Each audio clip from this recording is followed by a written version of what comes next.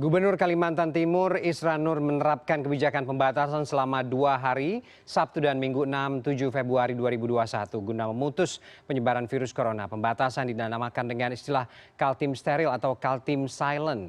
Nah, ini istilah apa lagi ini dan bagaimana implementasi kebijakan tersebut? Kita sudah terhubung dengan Gubernur Kalimantan Timur, Pak Isran Nur. Selamat sore, Pak Gubernur.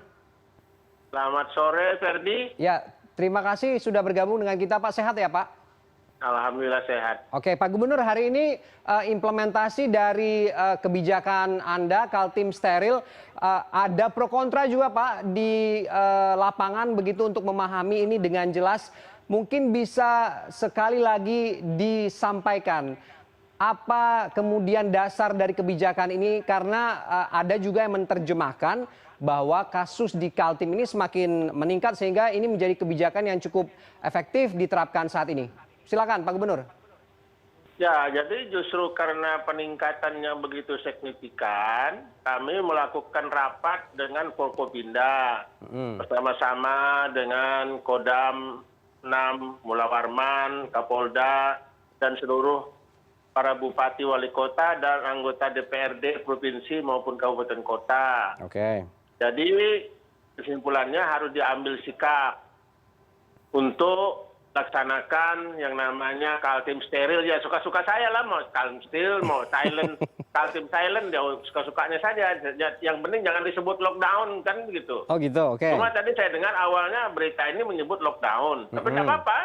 Ya, pokoknya apa saja namanya itu adalah kepentingannya untuk memberikan sebuah pemahaman kepada masyarakat luas bahwa begitu pentingnya kita mengikuti dan mentaati yang namanya untuk mencegah daripada penularan COVID-19 di Kalimantan Timur ini. Dan tadi terus terang saja saya keliling beberapa pasar di Samarinda dan di Balikpapan, itu memang masyarakat ternyata sangat patuh ya. Jadi kalaupun toh ada tadi yang masih membuka tokonya, nggak ada pembelinya yang datang gitu. Yang saya lihat tadi kebetulan yang saya lewati maksudnya beberapa pasar. Dan bahkan seperti di Balikpapan itu pada tutup semua, nggak ada kegiatan. Jadi ini adalah sebuah kesadaran yang diperlihatkan oleh masyarakat Kalimantan Timur untuk menunjukkan kerjasama yang baik di dalam sama-sama dengan pemerintah mengurangi, mencegah daripada penularan COVID-19. Kalau yang saya lihat sekarang ini adalah gambar yang kemarin, bukan gambar yang sekarang ini. Ya, oke. Tapi yang ada di samping saya ini. Ya.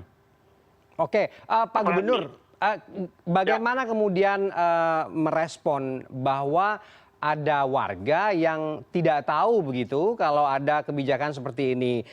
Yang terjadi ada panic buying begitu, ramai-ramai ke pasar memborong makanan. Ada juga yang pedagang mengeluhkan kalau kemudian ini ada penghentian aktivitas selama 2 hari, dia tidak akan menyetok barang sebanyak itu. Ada yang juga tadi warga yang baru tahu tadi pagi. Ini bagaimana sosialisasinya, Pak?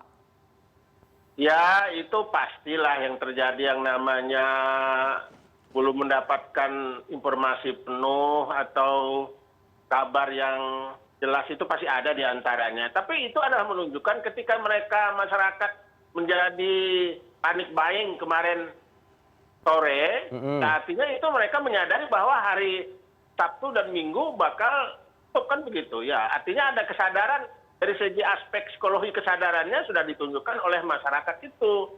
Nah, ketika ada masyarakat yang terutama penjual tidak nyetok dan tidak mengira bahwa akan terjadi Kaltim Steril atau Kaltim Silent tadi, ya itu biasa, tidak semua kok. Lebih banyak yang sadar kok, lebih banyak yang ikuti. Saya terima kasih kepada seluruh masyarakat Kalimantan Timur. Dan juga terima kasih kepada TNI dan Polri dan pihak-pihak terkait lainnya yang begitu kerjasama yang bagus dalam mengontrol dan mengawasi hari Kaltim Silent dan Kaltim Steril tersebut. Oke, Pak Gubernur, yang juga ingin saya konfirmasi adalah terjadi di sejumlah provinsi juga. Di Jawa Tengah kan juga ada program serupa nih, Pak, namanya Jateng di Rumah Saja. Ada pro kontra soal bagaimana masyarakat yang mendapatkan pendapatan secara harian akan berpengaruh dengan kebijakan ini. Menjawab ini bagaimana Pak Gubernur? Ya, kita tadi melalui berbagai macam seperti media, kemudian melalui kelompok WhatsApp atau grup-grup WhatsApp itu ternyata juga tidak ada masalah dan tidak ada yang, memang ada yang merasa karena mungkin tidak mendapatkan informasi yang cukup, sehingga mungkin ada kaget-kaget juga. Tapi saya kira umumnya untuk di Kalimantan Timur, yang saya lihat dari Samarinda dan Balikpapan dan juga informasi dari berbagai kabupaten kota lain di Kalimantan Timur, itu tidak masalah. Jadi berjalan aja dengan baik. Memang ada satu dua yang memang, ya karena tadi tidak mendapatkan informasi yang cukup, sehingga adalah sedikit confused atau kebingungan begitu. Apa kemudian juga karena kebijakan ini sifatnya koordinatif, tidak serentak, kabupaten kota juga banyak yang tidak menerapkan hal serupa seperti yang di Samarinda. Ini bagaimana? Atau karena memang mekanisme sanksinya tidak begitu tegas sehingga boleh-boleh saja diberlakukan atau tidak? Ya, pada prinsipnya Kota Samarinda, karena mekanisme ini kan dia mengatakan tidak melaksanakan PPKM. Memang antara PPKM dengan Kaltim steril beda. PPKM itu kan ada persyaratan tertentu. Nah, sekarang kalau Kaltim steril ini kita ingin melakukan bagaimana kita secara test case ini melihat kesadaran masyarakat dalam waktu yang singkat kita keluarkan sebuah kebijakan dan ternyata mereka meresponsnya dengan positif. Jadi tidak ada masalah sebenarnya kalau ada misalnya tidak mengikuti, kan seolah-olah ini PPKM, bukan PPKM. Tapi sama saja sebenarnya, namanya beda. Kira-kira seperti itu. Oke, Pak Gubernur, kan ini sudah ada upaya begitu ya, salah satu upaya lah untuk menekan penyebaran atau transmisi kasus begitu. Apakah ini juga akan diikuti dengan upaya-upaya yang lebih konkret begitu, misalnya aspek 3T juga setelah ini juga akan semakin diperketat atau apa langkah selanjutnya untuk aspek kesehatannya? Ya, artinya dengan adanya kegiatan Kaltim steril yang kita terapkan 2 hari ini, itu kan pertama meningkatkan pelaksanaan kepatuhan terhadap 3M, 4M atau 5M, dia terserah apa namanya. Dan juga sekaligus pada hari ini dimulai penyemprotan disinfektan kepada daerah-daerah atau di mana tempat-tempat titik-titik yang terjadi kerumunan seperti pasar-pasar tadi, dibantu oleh TNI Polri dan tenaga Satpol PP dalam pelaksanaannya di lapangan.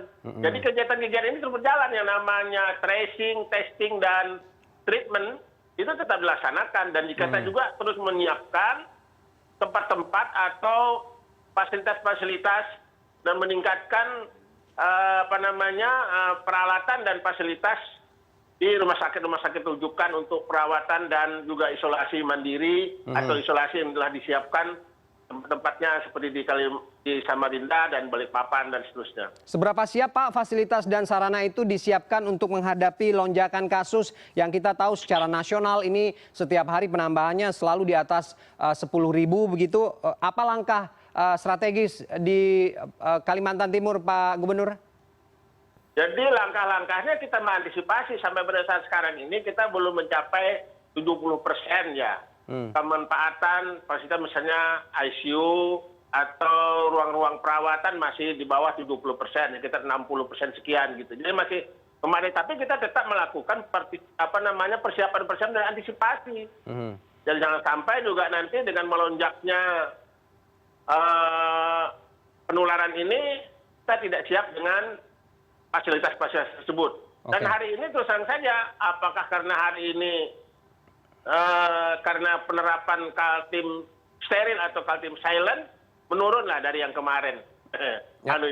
Konfirmasi, walaupun itu terjadinya adalah beberapa waktu yang lalu atau lebih daripada 2-3 hari yang lalu. informasinya. Oke, kenapa ini menjadi pertanyaan yang cukup penting di-highlight Pak Gubernur? Karena beberapa epidemiolog mengatakan bahwa signifikansinya cukup kecil begitu jika kebijakan seperti ini yang hanya 2 hari libur, 5 hari beraktivitas terhadap transmisi yang terjadi khususnya untuk penyebaran COVID-19 ini.